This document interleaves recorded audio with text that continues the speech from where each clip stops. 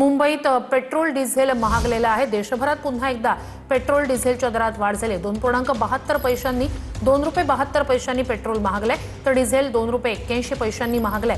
Petrol डिझेलच्या दरातली 12 दिवसातली ही चौथी वाढ आहे। मुंबईत पेट्रोल आता 111 रुपये 21 पैशांवर पोहोचलंय, तर डिझेल 97 रुपये 83 पैशांवर। दिल्लीत पेट्रोलचे दर हे 102 रुपये 12 पैसे इतके आहेत, तर डिझेलच्या प्रति लिटरसाठी 95 रुपये 20 पैसे मोजावे लागतात।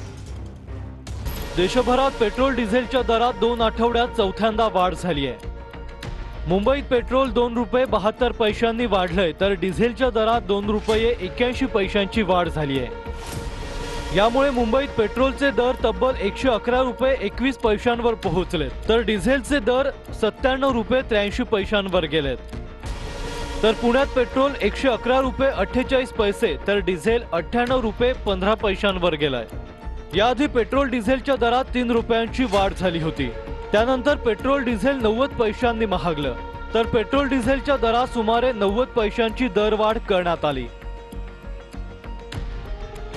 आता पेट्रोलच्या दरात 2 रुपये 72 पैशांची वाढ झाली आहे। दीर्घकालीन दरवाढ स्थिर राहिल्यानंतर 15 मे पासून इंधन दरवाढीला पुन्हा एकदा सुरुवात झाली आहे।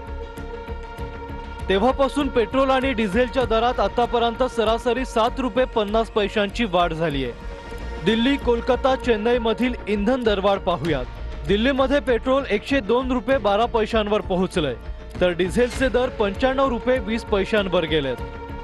कोलकात्यात पेट्रोलसाठी 113 रुपये 51 पैसे मोजावे लागतायत, तर डिझेलसाठी 99 रुपये 82 पैसे मोजावे लागतायत। तर चेन्नईत पेट्रोल 107 रुपये 77 पैसे तर डिझेल 99 रुपये 55 पैशांवर पोहोचलंय। परभणीतील वसमत पाथरीवरून जाणाऱ्या महामार्गावर अनेक पेट्रोल पंप बंद आहेत। वसमत रोडवरील पंपावर नो स्टॉपचे फलक लागलेत। अनेक चालक रात्रभर पंपावरच उभे होते।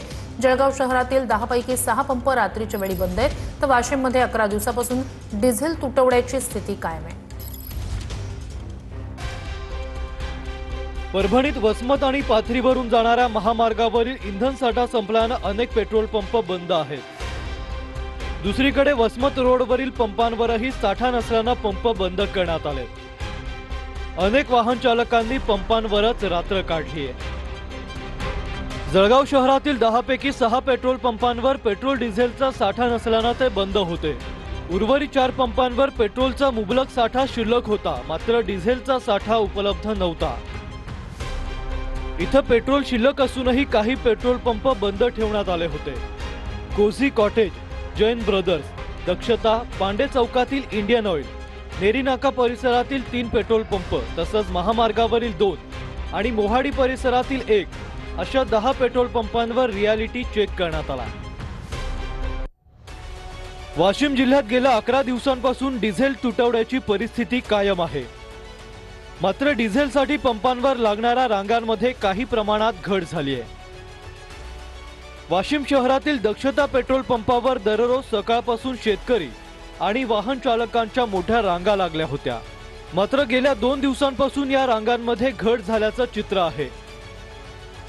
जिल्हा प्रशासनानं वाहनांची आरसी आणि इतर कागदपत्रांची पडताळणी करूनच डिझेल विक्री करण्याचे नियम लागू केल्यानं साठेबाजी आणि अनावश्यक खरेदीवर काही प्रमाणात नियंत्रण आल्याचं बोललं जात आहे।